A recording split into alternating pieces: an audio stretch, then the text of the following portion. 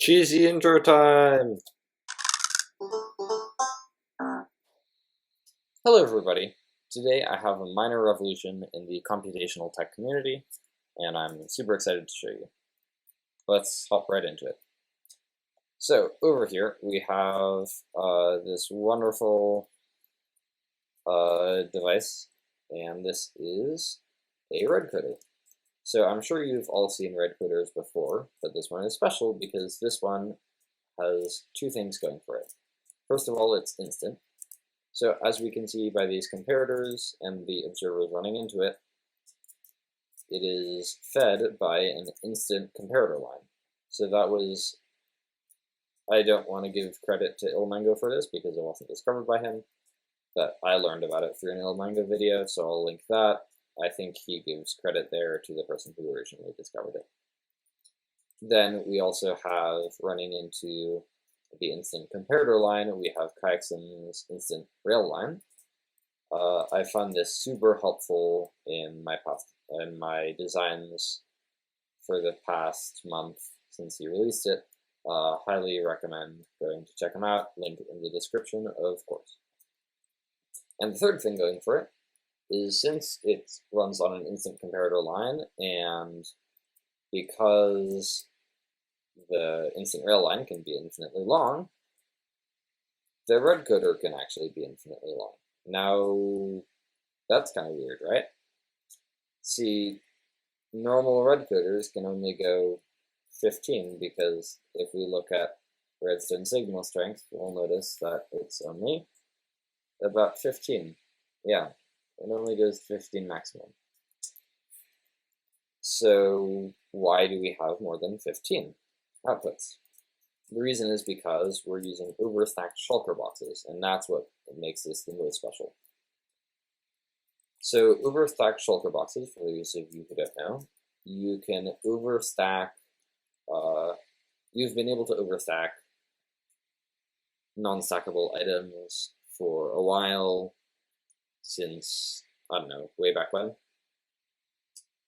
The only items you can stack these days are enchanted books, as far as I know, but it's pretty straightforward. I'll leave a link in the description, but basically it has to do with grindstones. And when you overstack them, they actually act as though they're not stacked. So for the purposes of comparator. So if I line a comparator up to this, and I take a redstone output, it's going to only say 15. But this comparator is actually reading the actual number of items in the box. And that number, because they're non-stackable items, if we fill this up all the way, that would be about 4,000. So the signal strength would be 4,000, which is kind of wacky, yeah? So, what can we do with this? Well, let's take a Shulker box, first of all, for demonstration purposes, with signal strength 15. What is this one? This one is different. So if we take the Shulker box with signal strength 15, let me get it out of my inventory.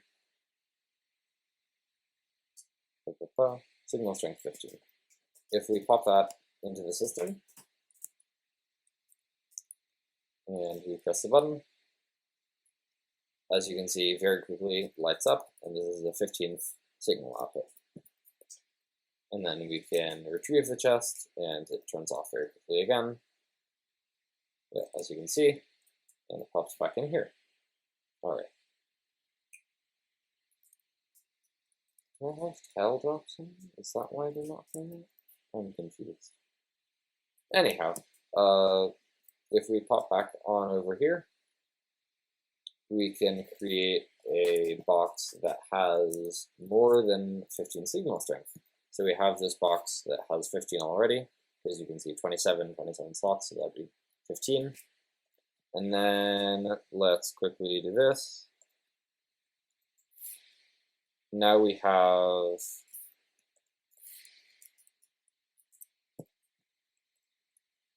27 and 16. and this is about 22. And if we take this box with a signal strength of 22, and we pop it in here, and we press the button, we can see that very quickly the system detects that the signal strength was 22. And this is pretty nifty, if I do say so myself. So, what can we do with this? Well,